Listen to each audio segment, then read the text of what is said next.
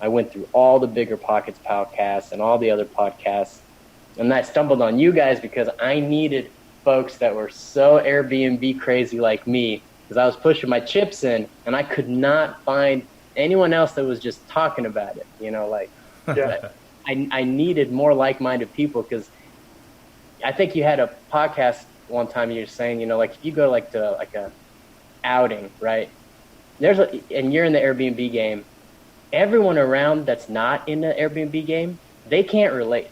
They're kind of like civilians, like they don't get it. Like, you want to talk to them about personal finance, you want to talk to them about Airbnb, they don't want to hear that shit, And I needed more people just as crazy as me. I found you two. Yeah. There you go.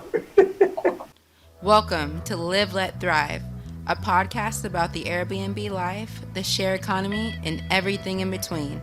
Here are your hosts, Myka and Steve. Hello. And welcome back to another exciting episode Of Live. Let Thrive. Right. And today, What's up, Myka man? What? What's up, Myka man? Chilling. I've been doing good. And today we got a special guest with us. Special guest. Yeah. It's been a while since we had a guest, actually. It has been a while. Yeah, we got Yuri. I'm not going to butcher his last name. What's his name? Yuri Paskar. Yuri Paskar. I butchered it. Yuri. And this is episode 89. Yeah. On your favorite Airbnb, VRBO, home away, sit here and BS about real estate podcast, And so we're glad to be back, and hopefully all this video and stuff works. But yeah, we have a special guest, and it's Yuri Paskar, and we're very excited to get to know him and his Airbnb journey. So nice to meet you, Yuri. Nice to meet you guys too. Yeah, Cool. yeah. So I actually met him in one of the Airbnb groups on Facebook. I actually met him in there. He actually said he wanted to be on. I was like, oh, heck yeah, we're looking for some people. So tell us a little bit about yourself, Yuri. Where'd you get started? How did you get started with the Airbnb journey and so forth? Sure. I think I fell into it kind of half-ass backwards. Some people start Airbnb in their own house. My wife would never let me do that. But I've been buying and selling real estate and fixing and flipping houses for about 4 years now. Okay. And I stumbled into Airbnb when we finished this monster 7-bedroom, 5-bathroom house. And it was huge, right next to the university. And we put it on the market, and it just wasn't selling as fast. And I had the option of moving 7 college kids that would just wreck the place. Or I bit the bullet, and I only had one friend that did Airbnb back then. And I just picked her brain, everything she knew, and I just furnished it, 7 bedrooms, 7 queen beds, or 6 queen beds, 1 king. And then once you start, you got to finish. You got to get all the couches, the toiletries, everything that humans consume, coffees. And now we've been running it for about 1.5 years, and we have multiple Airbnbs, and I still fix and flip. That's my bread and butter. That keeps my guys busy. But when the product is done, I kind of just want to furnish it. And, and I only do monster houses, 6, 7-bedroom houses. I can sleep 16 plus comfortably. Yeah. So that puts me in a different category than all the 3-bedroom, 2-bathroom homes that are going the becoming an Airbnb every day. Yeah. So where do you operate out of? I am in Omaha, Nebraska, Orem Buck country. So real quick, so going so big, getting these big houses, first of all, I guess you have less competition for these giant houses and you get a better deal on them? Acquisition-wise or price per night from the get? Well, I guess acquisition-wise when you're buying the thing. So you have less competition because no one's looking for these giant beast houses, or what? Well, I'm always buying them when they're just at the worst of the worst. I mean, like houses that have been sitting for a couple years, and the competition's probably still there, but I look for something that has at least a $60,000, $70,000 construction budget, because then my crew can work for 5-6 months straight. There's still competition. I mean, there's a lot of investors in Omaha. People are fixing and flipping and wholesaling, and so there's still a lot of competition. But once the product is ready, you're right. There's only like 5 or 6, 16 homes that can sleep 16 plus here in Omaha. I happen to be one of them. And I would assume everybody's fighting over the 3-2 bread and butter, starter homes. That's what everybody wants to fix and flip because they sell like hotcakes, right? Right. Yep. And I just realized they just don't produce nightly rate. Those 3-bedroom, 2-bathroom homes, they just don't cash flow as well as these bigger ones. If I'm going to spend all this time Airbnb and I want $200, $300, $400 a night. Unless it's a special event, I want more. So. Question. So you're doing these huge, gigantic houses. I'm like in my head running numbers like, dang, how much does that cost to furnish? So like your first one, how much is it costing you to furnish something like that, like a 7-bedroom? Well, that's a good question. So I furnished this one about 2 years ago, and I didn't really know about Amazon. Well, I knew about Amazon, but I didn't know they'll deliver everything you need to your door. So I went to Nebraska Furniture Mart. I went to garage sales, here and there. Now the system is streamlined. Amazon delivers everything: the mattresses, the beds, the toilet paper, just the pots and pans, everything. So I can furnish a 2-bedroom apartment for about $3,000-$4,000. Okay. Yeah. Smart. There you go. Damn. Okay. How about one of your houses, the big houses? Under 10. Under 10? Yeah. Well, that's pretty good, even though, because how much are you, like on the high end, high season, how much you rent that thing out for? I would say at least $400 or $500 a night.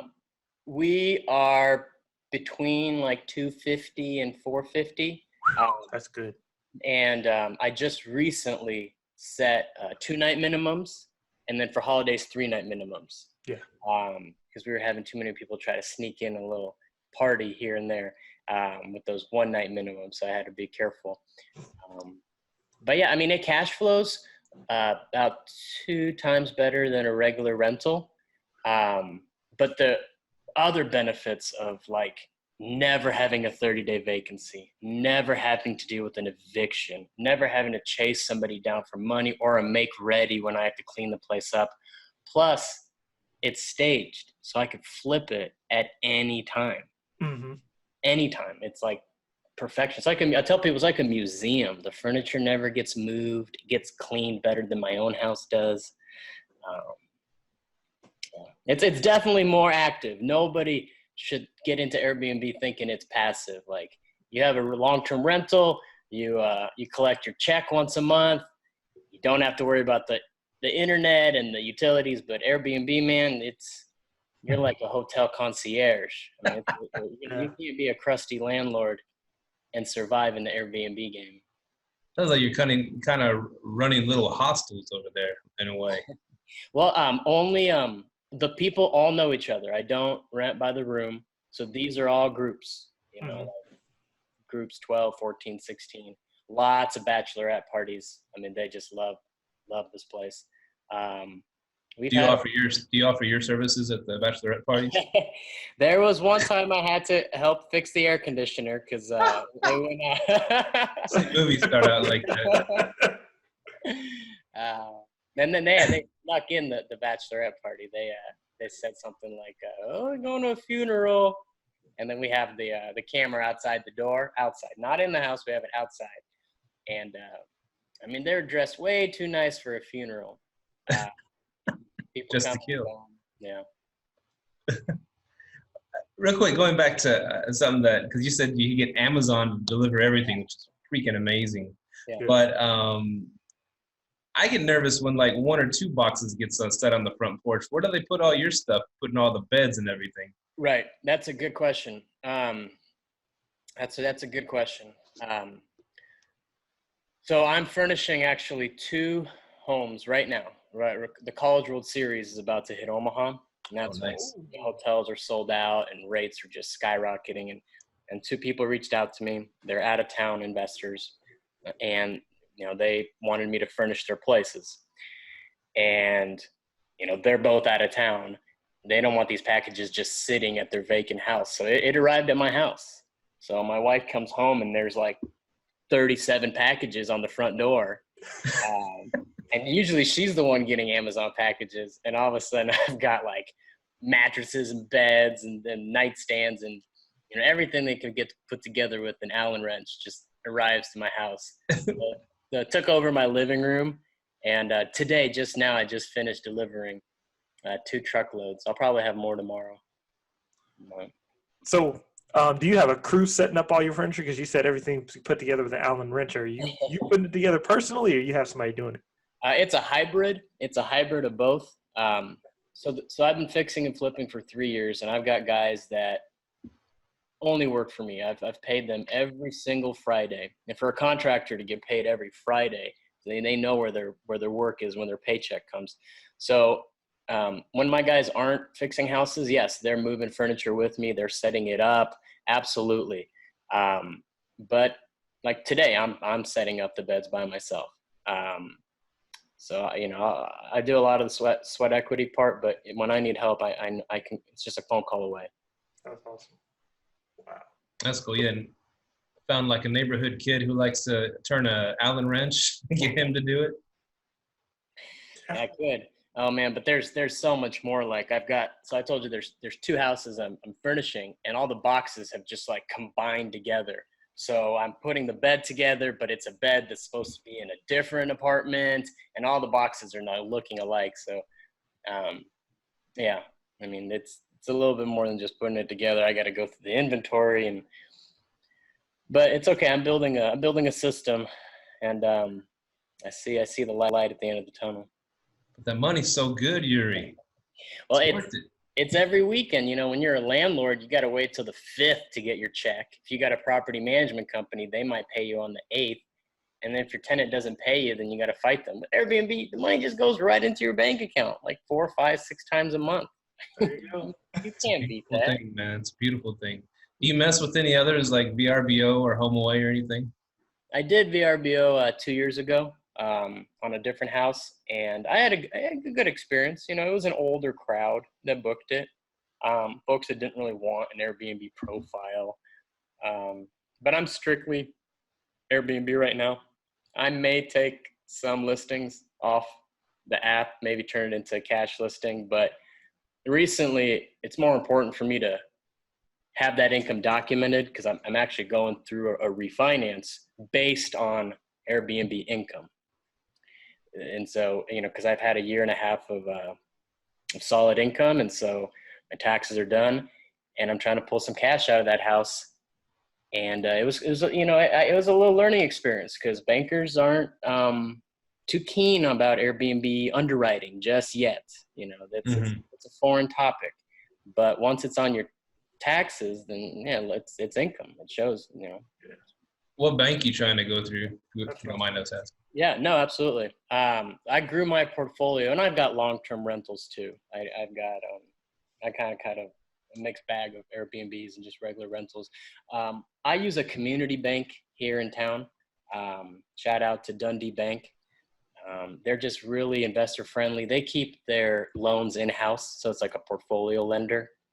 And that's what I would recommend for anyone trying to scale. Was that your Airbnb app? I heard a chime. Myka's goes off all the time. Not mine. He has 500 listings. Mine's muted. It's funny you should say that, Yuri, because I recently turned my last Airbnb into a long-term because they've been banning it over here. And so I just asked, screw it, I'll go long-term because they're just gonna ban everything. And I used to get that. It hasn't happened no more, but every little shing, everything like on the radio or on the TV, I'm like, oh, it's like Pavlov's dog, man. I was like, whoa, shit, is that it? I got a booking, looked at my phone now. But yeah, I used to get that. So that's probably what it is, Yuri. You're probably just hearing things. Heard some money. Here's some money, yeah. So on your finance, because you said you've been doing it a year and a half. So your bank, they're I guess being more friendly towards the Airbnb income. Yep. Yep. So the taxes show what the income was, and then it shows the expenses. The expenses are kind of heavier in the cleaning side because we do 1099 some cleaners. Mm-hmm. You know, it was heavier in the utilities versus a long-term rental because that's on me, the utilities. But really, those were the internet. But you know, those are the only expenses once you get the furnishing set up. Yeah. That's awesome, man. Yeah, because I'm going through a refi, and I was able to use my Airbnb income. And that's what everyone's been asking me, like, hey, how do you do it? And I'm like, only people that I know so far, and it's good that you actually found a community bank. Only people I have found, it was Quicken and I believe Wells Fargo. So that's good that the community banks are hopping on board. Me and Steve need to get on some community banks down here. I know, right? Yeah. And so, it is a huge house, and you kind of mentioned a little bit about you changed it to at least two night minimum to avoid getting the party house thing going on. Have you had some crazy parties going on, or is that like an issue? You know, it isn't even that bad. We had one kegger slip through. My neighbors messaged me. They're like, the entire bar scene is at your house, right? And I'm like, and it was like the next day was Christmas Eve, and this nice family asked to check in earlier. So I was already rushing. And so I messaged her, and I'm like, Annie, I know you're having a party. Just clean everything up. And when we get there in the morning, and they stayed off the carpet, but there was some beer spilled on the floors, and cleaned it up, hustled, but boom, the next guest went right in. That's awesome. We had one family stay for one night, and the next morning I show up to kind of clean it a little bit, and the wall is a completely different color, like a different gray. Like we use like Sherwin-Williams agreeable gray. Oh yeah. The wall, like it's like a darker gray, and then it looks like somebody just threw mud on it and didn't even sand it. So this family had like kids, and then maybe one fell, maybe put an elbow through the drywall. And instead of just leaving it alone and getting like, the little fee that I would have charged, they stopped their vacation short. They went to Home Depot. They bought some mud or something. They put it on the wall. Oh. Then they bought whatever gray they could find, and they tried to fix it. Oh my God! I still charge them. I went through the Airbnb resolution for the first time. I only charged them $100, But like, would you stop your vacation to patch up some drywall? Like, Probably not. I just put like a poster over it and just call it a day. Yeah. But, that's, other than that, nothing real crazy. Oh yeah, we did have one crazy thing. So I do have, I have a co-host myself. Like I have a little team. I have a 4-man operation.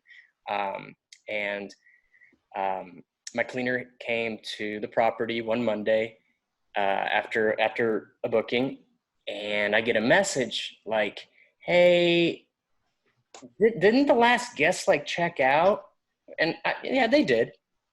And he goes, well, there's someone sleeping in the basement. and they go, what do you want me to do? Do you want me to call the police? And I go, no, wait right there. I'll be there with my baseball bat. I was already amped up. I wanted to get into some kind of trouble. So I show up, and my cleaner's outside, and I walk around, and it looks like one of the doors is kind of like busted, like one of the doorknobs is busted.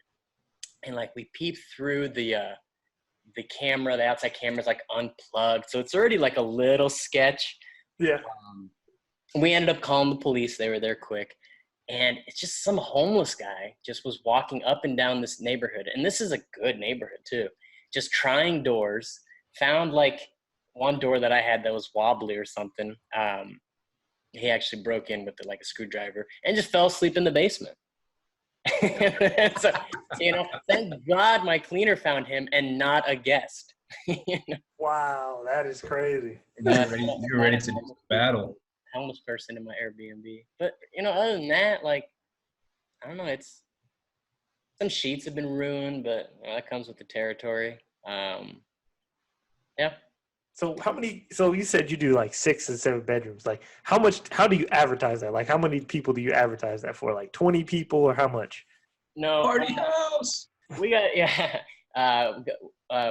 we don't want them too cramped. So, we try to keep them comfortable. It's on Airbnb. It's, every bed's a queen or a king. So that's two people per bed, a couch someone could sleep on. I don't have any air mattresses. So we just go through the Airbnb thing and, put how many guests can sleep there comfortably. And that's just how it's advertised. Yeah, nothing special. So how many units do you have now? Airbnb units. So I've got a 7-bedroom house. I got a 5-bedroom house. I have a 2-bedroom condo that I'm doing arbitrage for the first time, but I'm actually going to shut that down, and we can go into why. So I tried arbitrage. Okay. The good, the bad, and the ugly, and I'm now managing 2 out-of-towners Airbnbs, and then I have 2 fix and flips that are at the tail's end, and I have the option or the luxury of either flipping them or biting the bullet and staging 2 more B&Bs, and that's a 6-bedroom and a 5-bedroom. So I don't know what that adds up to, but a little less than 10. Wow. Yeah. Man, and you started when? 2 years ago? How many years ago? I formed my LLC. I bought my first property 4 years ago, but I got into the Airbnb world 2 years ago. Man, you're 10. Only now do I have some momentum, I feel. Okay. Okay, let's dive into the why you're anti-arbitrage. What's that all about? Because Myka recently hopped out of an arbitrage, right, Myka? Yeah, I'm hopping out the arbitrage game. Go ahead on Yuri. Well, I'm not anti-arbitrage. It's just like real estate is super local to your market. People talk about the recession, but in 2009, Omaha didn't really get hit. Real estate's local. And so, I see on Facebook, these Airbnb millionaires who post their screenshots of their Airbnbs, and it's from arbitrage, right? It's from going out and getting a bunch of apartments and stuff. But you're not getting any tax benefits. There's no depreciation. You're not building any equity. If that landlord kicks you out, or if there's a policy change, you got to shift. And in Omaha, where I'm at, people travel less in January, February, March. So whereas I might be thriving in the winter, I may be thriving in the summer, I'm surviving in the winter. And I do my own snow, I do my own lawn. So I'm the one that's extremely active. But on the arbitrage, I'll share the numbers with you. I got a 2-bedroom condo pretty much downtown, $775.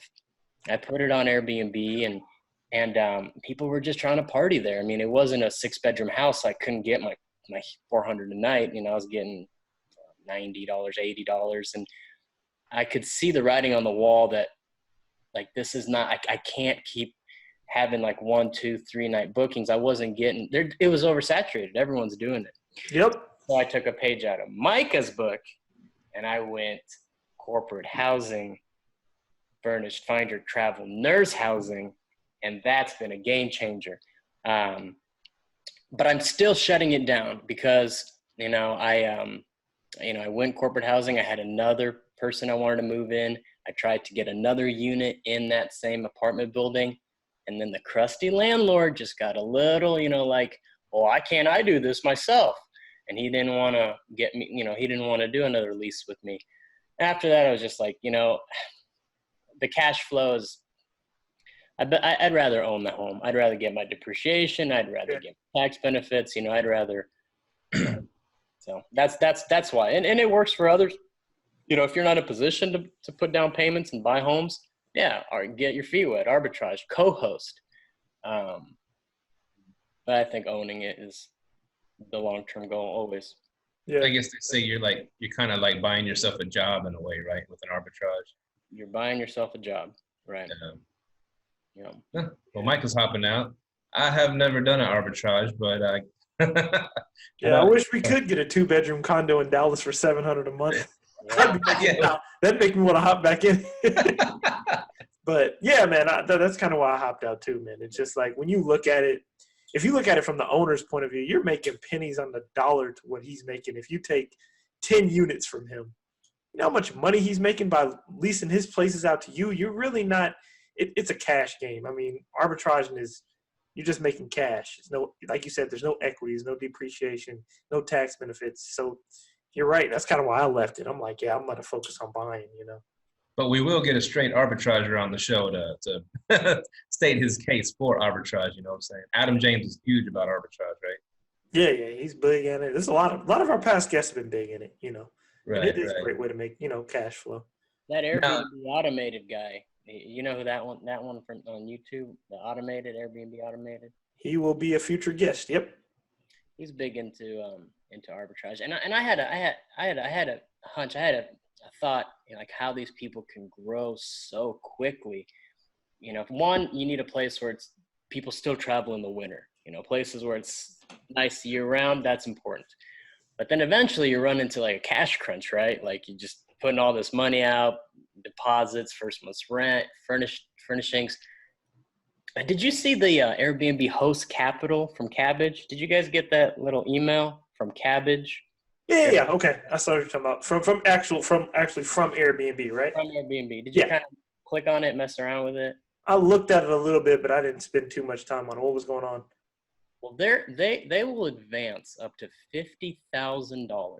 It's all based on your future revenue, and then you pay them back. You pay them back like every time there's a guest. You know, you can pay them back half. It's automatic, and so I think that's how these guys scale so fast.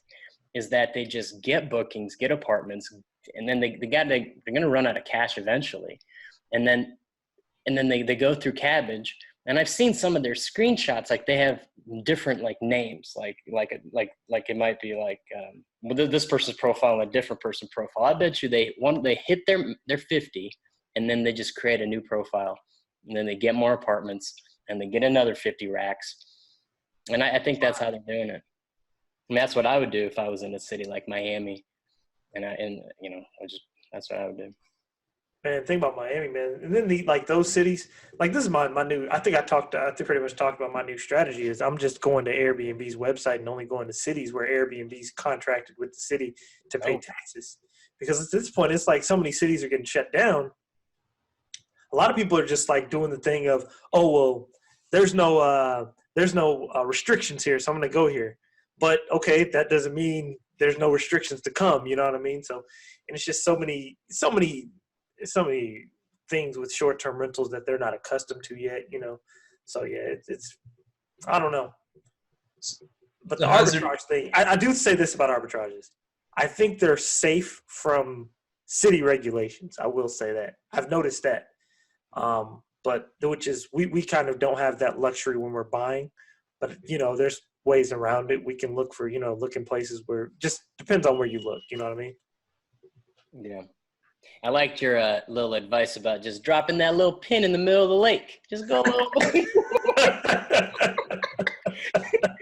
Oh man. Hey, well, it works. Gotta cloak it. Yeah. There was real quick. I mean, is that something you worry about in Omaha? Has there been some city council meetings about Airbnb getting out of control and stuff? I'm so glad you brought that up. Omaha is so Airbnb friendly. So Warren Buffett, you know, we have Berkshire Hathaway here every year. And like 4 or 5 years ago, Warren wrote to his shareholders in an open letter, hey, the hotels are squeezing you guys, my shareholders, because they sell out. Try this Airbnb thing. And this was, maybe it was more than 4 or 5 years ago. This is when Omaha had like 15 Airbnbs. And I think that year, Airbnb was going to like double the payout. That was their initial, you know, that was the thing. It was on my Facebook. It was like Berkshire Hathaway coming, Omaha, Nebraska, double your payout. And so that got more and more people doing it. And then the question, so Warren's for it. And the question is city council meetings. they just passed some legislation just recently that said they're going to get out of the way for short-term rentals. There will be no new planning rules. There will be no interference. They will not create any new laws around short-term rentals, because we only have 15,000 hotel rooms in our city, and they sell out quick when we have big events. And we love our tourism money.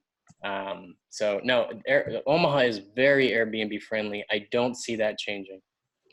And they don't collect taxes. Like how Myka said, you look at places that the city, state collect taxes. Omaha doesn't. It's up to the host to do that. Really? Okay. Yeah. Now, do you have to pay like a hotel occupancy tax? Steve, I didn't.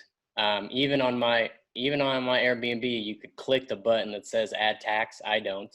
I don't even have a deposit on mine. And I'll tell you what, I was just floored this year after we finished our taxes. We got money back, and I was expecting to pay, because I made more Airbnb income than I ever have.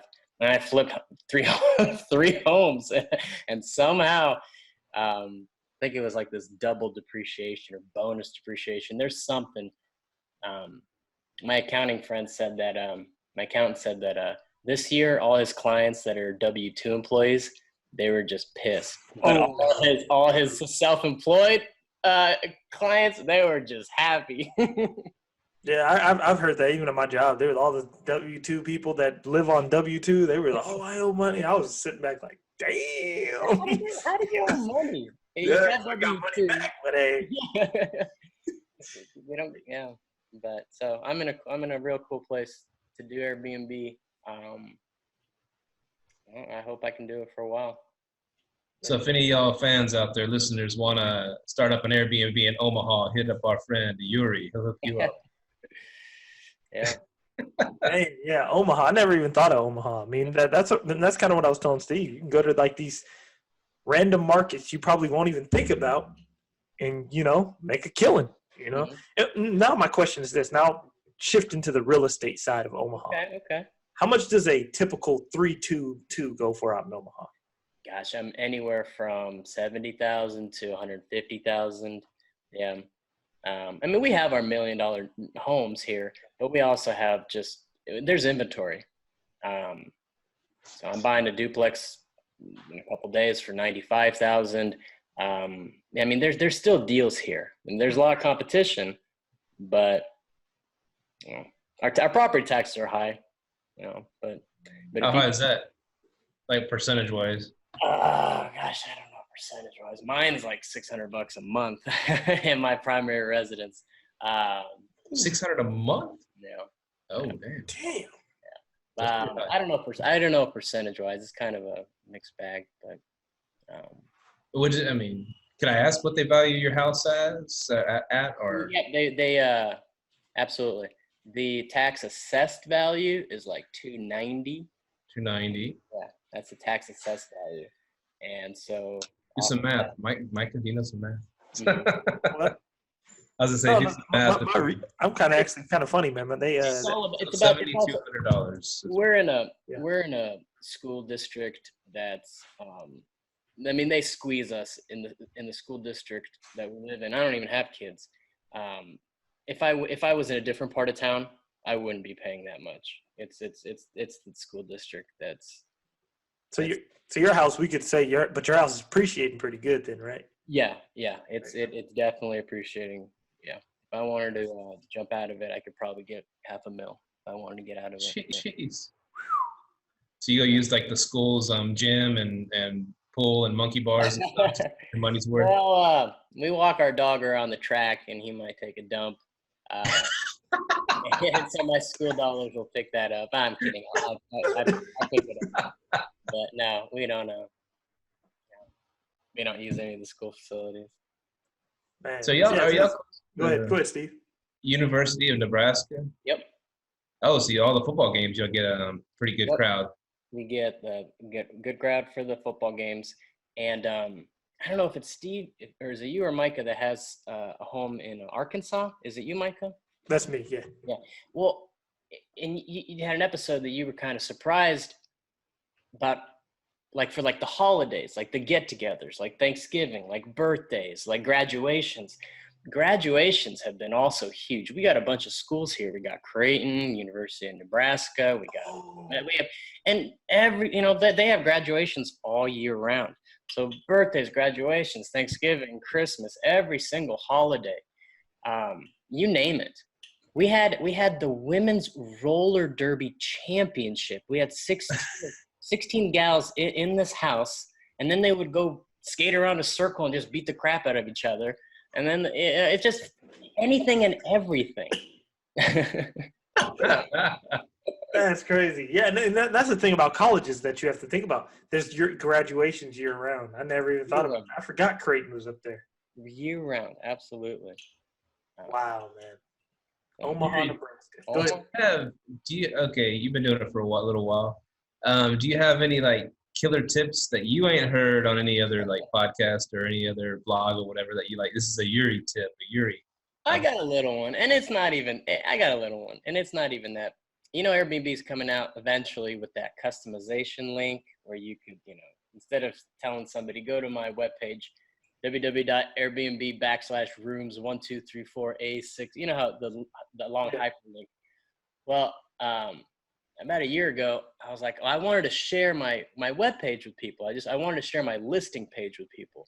I didn't want to text their phone like the entire hyperlink. So I just went to GoDaddy.com and I registered just a website. Mine is www.airomaha. So that's AIROMAHA.net if you want to take a look. And the only thing that website does is redirect back. Smart. That's smart. Back to so now if I want to show somebody my digital business card, I just text them this easy link, and then it pops right up on their phone. And that's me. And then my wife's in the picture. Those are some of our homes. We have our reviews. And it's just so easy. Hold on, quick question. What's your website again? I got to try this. Yeah, it's www.airomaha.net. They didn't have .com. I had to get like .net. Something. I don't even know who. Oh man, Steve, this is genius. That is genius. If you're listening right now, I just typed that in. That is the best tip I have ever heard. That is genius right there. Wow, that's genius. I'm about to do that. I'm doing that. That's smart. $15 a year, and it's just such an easy digital business card to text somebody, to tell people. Oh, man. That's a Yuri original. He was already ahead of Airbnb. First on Live Let Thrive, y'all. So don't say we never gave y'all nothing. Thanks, Yuri. Thanks for the hookup. Wow. Okay, you got some nice houses. You got 6 of them. I like these. These are dope, man. Thank you. $199 a night, $300 a night, $230. Yeah, that's before you add all your guests. Once you started going past 4 guests, then it starts to change a little bit. Hey, I like this though. That was smart, man. I like the background picture you got. That's dope, man. Yeah. All right, the flipping game. I mean, flipping game. You deal with. I mean, that's what you do. You deal with contractors. Yep. And a lot of people have bad luck with contractors. How did you get to where you got it? You got it running smooth. Oh man, trial and error. So 4 years ago, 5 years ago, whenever I bought my primary residence. So my wife and I, we bought our house, and the very first night, I'm taking a shower. My wife's watching TV in the den right below where the shower is. Then I hear a scream. I go downstairs, and she points at the Cox cable outlet. So out of the cable outlet, there's water coming out of the cable outlet. And we just moved from like an apartment to this house, and we just closed that day and missed it in the inspection, because what inspector looks at your cable outlet when he runs the shower? And so that's how it started. I had to ask around, like, hey, do you know a plumber? And then got the wrong one, and then we got the right one, and then they cut into the drywall, and then they replaced the plumbing, but then they cut into the drywall that had the pink wallpaper. So now we had to take the pink wallpaper down, and then when we took that down, we got to put the drywall up, and that just led to remodeling the bathroom that was attached to it. And the plumber had brought the plumber had brought a painter with him, and then the plumber would just leave, and the painter would just do everything: mud, drywall, sand. And this is the first time I had watched a house change, like even like taking wallpaper down. It was actually a change every day. Something new happened, and it was exciting. And so I would take time off work just to kind of help the painter do whatever he's doing. And I started, thinking, I need to see this again, like this change, this bathroom changing, this wallpaper coming off. And I need this again. So we kept remodeling the house, and eventually I talked my wife into putting a down payment on the first rental property. And I called the painter back, and at that time, who he was working with, the plumber, he just didn't have any more work for him. And so I gave him work. And that guy has been with me for the last 3 years, and he's gotten paid every single Friday. And now I've got 2 more guys that are also jack of all trades. So I got 3 guys that I pay every single week. They only work for me. And I've got other subs I could call for like roof and for other things. But as long as I keep finding these beat up houses, I can keep my guys working. And that's the most important thing, just keeping my guys busy. Nice. Kind of like you got your own construction business in a way. Just real small, just real grassroots, Yeah, that's cool. Did you think of maybe making a construction business and doing it for other people? Yeah, that's a great question. And I've had to take on clients when I'm in between construction loans, when I'm in between closings, I got to keep them busy or they're going to go work somewhere else. And so I've done work for other people. I have, but working for other people who aren't in the trenches, they might bark at they might not understand why there's so much material costs or why there's so much labor. They think it's like HGTV, everything happens in like a 30, 45 minute segment. There's so many things that happen. And so I have worked for other people, but it's only just to fill a void until I get my next construction loan. So that's like a unique position. You get to see it from both sides, as the customer and as the worker. That's that's interesting. And so this is your primary gig now. Do you have a W-2 job, or this is what you do? I did. I used to have a W-2. My corporate life, I was an insurance agent. I still am. I kept my insurance license. I worked for Mutual of Omaha, this big company here. Yeah. And I grinded 60-hour work weeks, and I crushed it, but I didn't have that freedom. And I started reading more books and started doing like my personal financial statement. And I realized my house was growing. My mortgage was lowering. Like I had my 401k, I had my savings, but it looked like my home was like my biggest asset. And I was like, you know what? This has to hold true for the second one, the third one, the fourth one. And, I stuck it around corporate life as long as I could. And then I just bailed. But before I left though, I maxed out the fact that I had that sweet W-2. I went and talked to every bank. And I'll give you another tip. I'll give you one more tip, because I like how excited Myka got with the first tip. I'll give you another tip.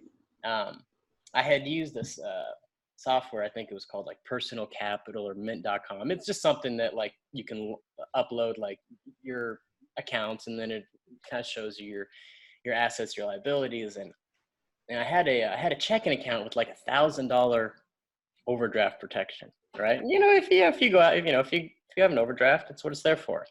And in that software, it said line of credit. And it was the first time I had like started realizing what line of credit meant, like what it could be used as acquisition wise. And so I called that bank and I was like, and I had that sweet W-2. I was like, I don't really need this, but like, it's $1,000. Like, how high can you go? Like, and they're like, oh, well, we've got a much better product, this credit card with a lower interest rate. And I go, no, I know, I don't really need a credit card. I'm just wondering how high can you go take this overdraft protection? They took it up to 25 G's. And then I called the next bank that I had like a $500 overdraft protection. And they raised that thing up to 10 G's. And when you're applying for credit, it's called batching. You do it all at once, right? If one bank runs with credit, you might as well talk to everybody. And so before I left my W-2, I had just made sure I got as many lines of credit set up as possible. And I had formed an LLC too before I left my W-2. And I had bought a bunch of properties in my LLC because of my W-2.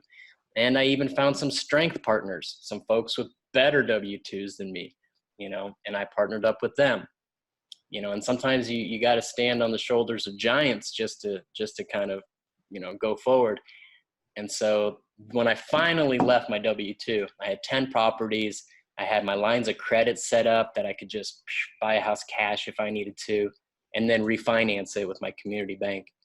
So I didn't just wake up one day and say, I'm going to stop going into work. It was 6 years of planning, a lot of podcasts. I went through all the Bigger Pockets podcasts and all the other podcasts. And I stumbled on you guys because I needed folks that were so Airbnb crazy like me, because I was pushing my chips in and I could not find anyone else that was just talking about it.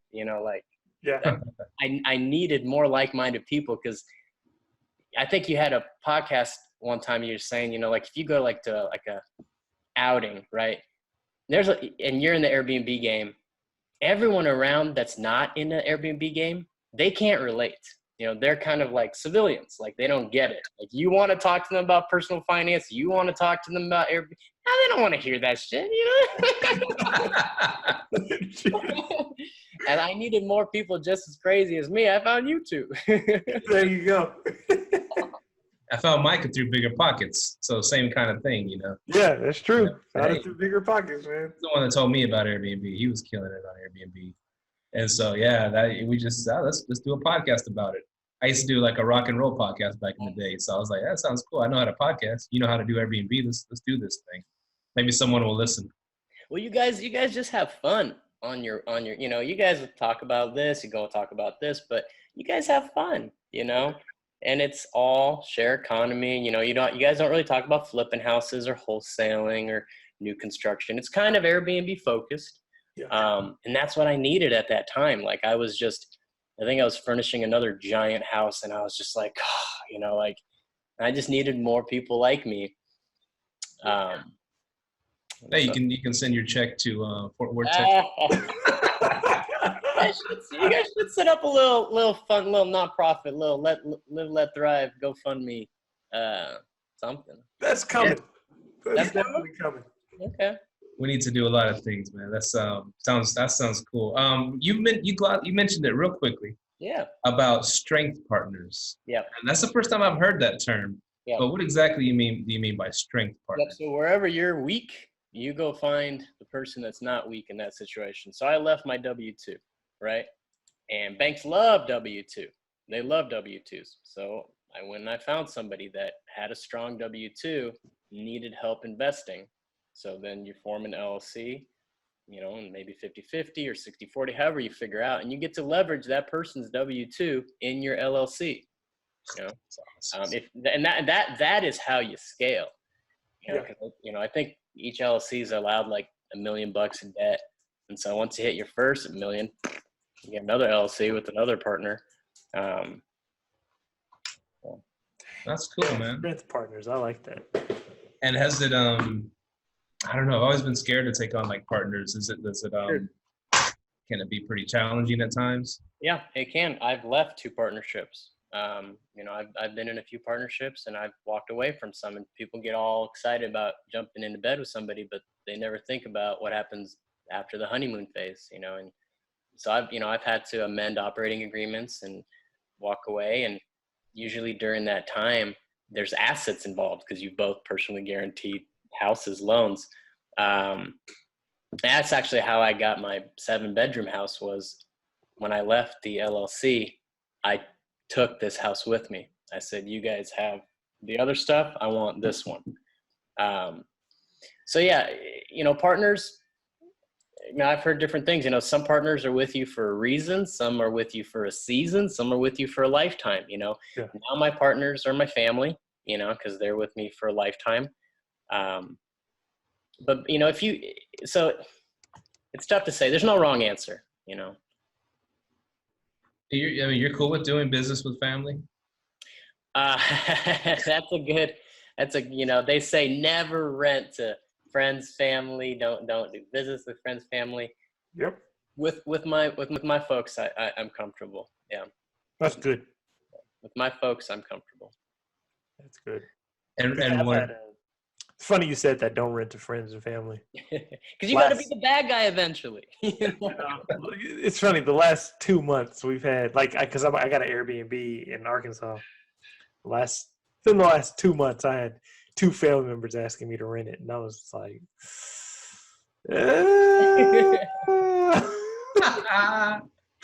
yeah, I was like, yeah, I know what you mean, man. Then they find out what you're doing, they try to get in on you, like, I'm good.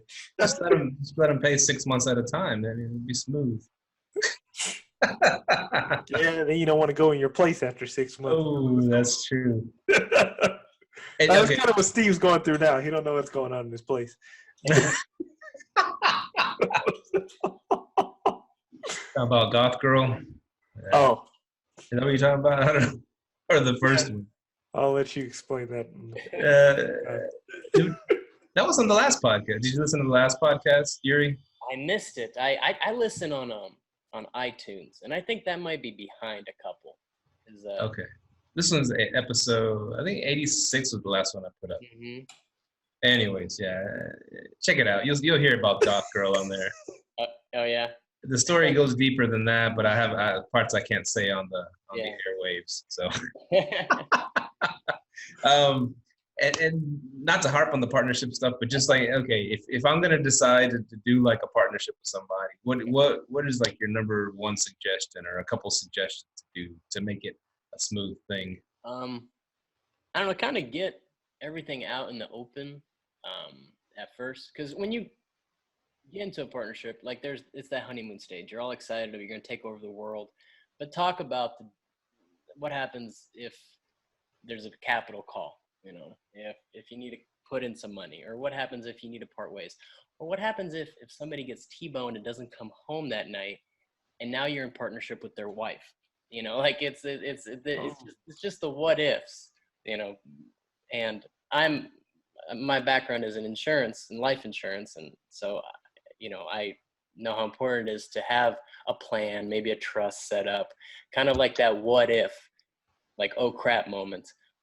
So that's kind of it. Just get everything out in the open, how to get into the partnership, how to get out of the partnership. The standard bylaws of an LLC document is real basic. It talks about dissolution of the partnership, but go one step further and make sure you like the person, because you might end up being partners with their wife one day. So, but yeah, if you don't need them, don't.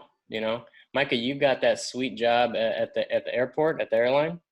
Steve. Sorry, Steve. Yeah, you got a sweet job where you're gonna be able to retire and fly wherever you want. Like, you got a sweet W-2, you might not need a partner. Yeah, that's the thing. I don't like the job so much. I like the benefits of the job. Yeah.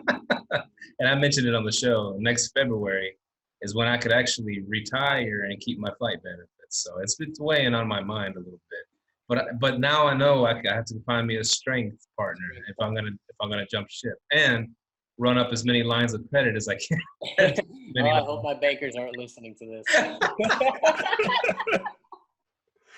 I've never heard that before. And did you? I don't know if you listened to the Bigger Pockets episode where that girl from Detroit, Ashley. Did you listen to that one?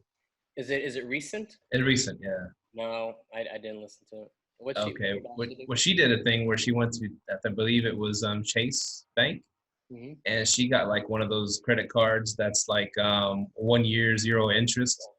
And she went and bought houses with that, and paying. So it's better than hard money. There's always different ways to do it, man. That's pretty cool. Yes, sir. So one more question. How has, living, breathing in the insurance industry, how has that helped your career at all in this, in the real estate and Airbnb and all this stuff? Kinda. It's a slow burn. Like gone are the days where I try to sell somebody and shove a policy down their throat. What's nice about still being in the insurance world is I'm growing my holdings. I'm acquiring more and more. My partners are acquiring more and more. Well, I get a little kickback off that property and casualty insurance. You got, if you have a loan on a house, you probably should have insurance on that house. Even if you don't have a loan, you probably should have property insurance. So, my little baby check grows every month. It's a renewal check. So as I grow my portfolio, my partners do too. And I just get a little check every month. And there's no toilets, there's no tenants, there's no overhead. It's just a renewal check, right? So, that's another hustle too. It's not that hard to pass your insurance exam. I mean, if you can study for 2 weeks and absorb facts, you could be a life and health agent or property and casualty agent. And then everybody needs insurance. Like, it's a law. You have to have car insurance. You should have life insurance. People they don't think about it until they get sick or somebody passes away. So yeah, it's just another hustle I have. See, that's a cool thing. Cause like, I would consider, I mean, would this sound like a bad idea? I would consider like getting my license just so I can like put my own stuff under my own insurance, and I can, get better deals and maybe, like you said, the little kickbacks and stuff. I think it's a great idea. If you have 2 weeks, literally, if you can have 2-3 weeks of just cramming, you only need a 70 to pass, and that's it. Now you can write your own auto policy. You can write your own home policy. That's awesome. And then your friend, everyone has a car and an apartment or a house. So you got a little bit of kickback every month or two. Dude, that's awesome. Because I plan on accumulating more real estate, and every freaking year, well, the house value goes up and the insurance goes up. I'm like, dang, I mean, if there was a way to help that out a little, that'd be a game changer. Yep. Mm-hmm. Another tip. Yuri's full of tips today. Yeah, he is, man. I just went and bought my little domain over there. I just haven't redirected it yet. Are you gonna share it? Are you gonna share what it was? Not what? Yet. The domain name? Oh, I just bought ShareBnBlistings.com. I was gonna redirect it, man. That was a genius idea. I told you, and I act on stuff. As soon as I get it, I act on it. Yuri has more tips than a hot Hooters waitress.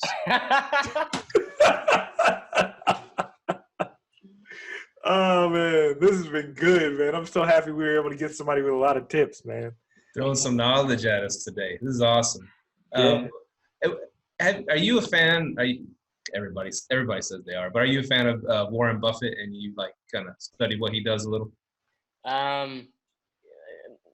He says go the opposite way of the herd. So if the herd is buying, you should be selling. If the herd is selling, you're buying.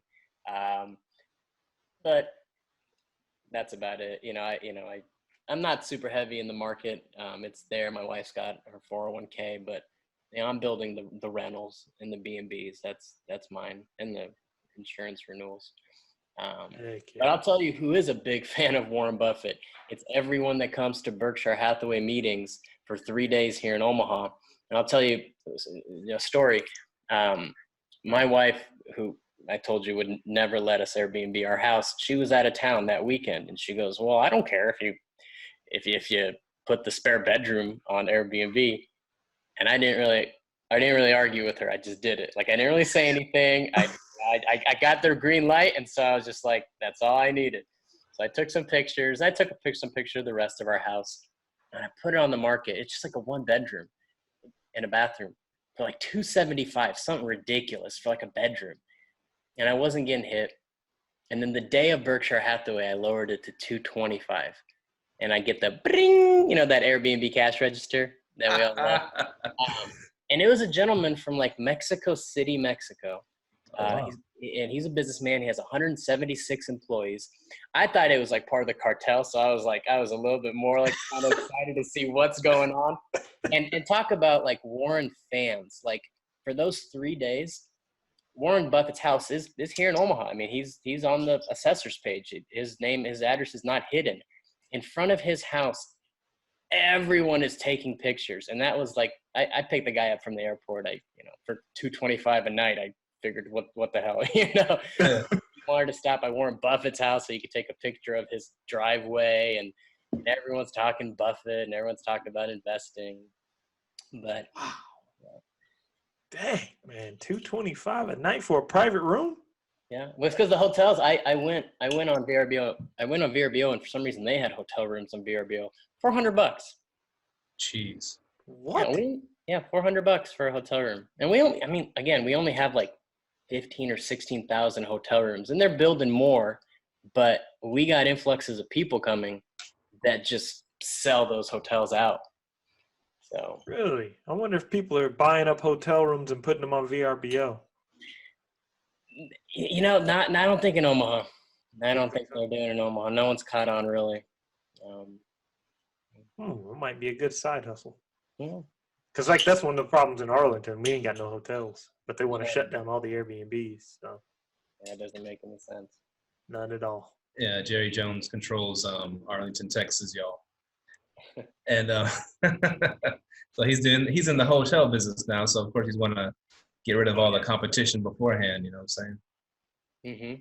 But this has been a great interview, Yuri. We've learned a lot. Where are you going from here, man? Do you just want to keep accumulating Airbnbs and like how many? I don't know. How do you have a number in mind? Yeah, What's your goal? that's a great question. When I started getting long-term rentals, I thought, man, I get like 50 rentals and they'll cash flow 300 each after the mortgage, and but then that's 50 air conditioning units and furnaces and roofs and tenants. And with the B&Bs, because they cash flow 2 to 2.5 to 3 times better than long-term rental, I realized it's not about quantity, it's about quality. Mm-hmm. So 10 to 15 Airbnbs, I should be good. I should be good. And so I'm hustling right now to get them up and running. And it's, I don't get to vacation as much as I'd like to. I know Myka just got back from the Bahamas, so that you had fun over there. Thank you. So just 10 to 15 Airbnbs, and I think I should be straight, man. And I'll still be in this game. I'll be in this game until I'm old. I'll be flipping houses. And, I love it. I'm never going to retire, but I'd like to take a little bit more vacation time. And that's the systems, you have to have systems, and I'm building those up. Yeah. Once you have the systems, man, it's funny because when I was on vacation, I turned it into a business trip. I went to visit some old podcast guests of ours, and That's what we were talking about with systems. And yeah, you got to have those systems. Once you have those, man, it makes it so much easier. Yeah. So that's cool though. You're kind of delaying the fun a little bit, but what is that Dave Ramsey quote? Live now like others won't, so you can live later like others can't. Exactly. Yep. So it's great advice unless you get hit by a bus. So. If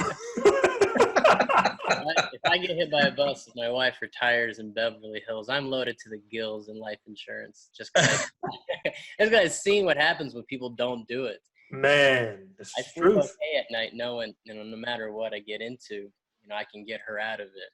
If something happens, God forbid. That's awesome, man. You got any more questions for our man Yuri? Real quick, what is that? The origin of Yuri? What is that? What kind of name? I'm from Russia. I came to the United States in 1990 when communism was falling apart. So my family is from Russia. Really? How old were you when you came here? I was 5. Oh wow! So you speak Russian? I speak Ruski. Yeah, I speak Russian. Stolichnaya. Mm-hmm. That's a vodka. It's a vodka. I was like, what? Perestroika. You're like, yeah, Steve knows Russian, man. Shit. Nah, I don't know. I just know vodka. Yeah, I just know my name means shirt in Russian. Yeah, Myka. Yeah, Myka. Yeah, Yeah. Myka means shirt. Yes, it does. See, I know a little bit of something. Oh shit, that's cool, man. Well, thanks for hopping on, dude. Yeah, man, that was a really good episode. This is the And, only podcast I've ever been on. This is probably the only podcast I'm gonna go on because.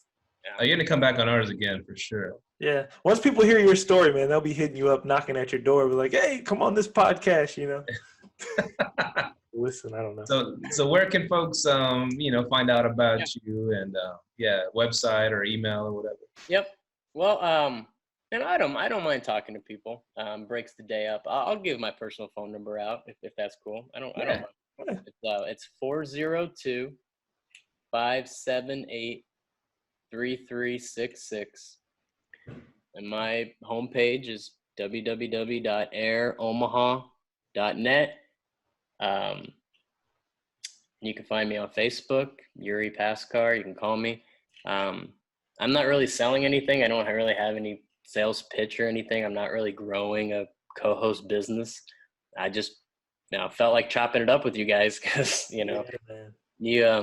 like I said, when I pushed the chips in on Airbnb, I needed some people just as crazy as me that were talking nothing but Airbnb because I wasn't getting it at the local barbecue. Like I couldn't just talk about it because they look at me weird. This guy has people staying in his house. What's wrong with them? They don't realize that it's other houses. Yeah, they're like, what? Random people from the internet? What? It's definitely a cult, man. We love talking about our little Airbnb cult. It's growing, But it's man. This has been a great episode. We appreciate you hopping on, Yuri. Yeah. And we'll do another follow-up episode very quickly if you don't mind. Cool. Definitely. Like tomorrow. We'll call you tomorrow. No worries. All right, y'all. Well, this is Airbnb. This is Live Let Thrive. Thanks for listening. Any closing words, Myka? Episode 89. You can catch us on Facebook, liveletthrive.com. Check out our Instagram. In fact, you check out everything at liveletthrive.com. We updated it. Everything's there. So, yeah, man. Thanks for hopping on, Yuri. We are out. Nice. Thanks, Peace. guys. Peace. Later.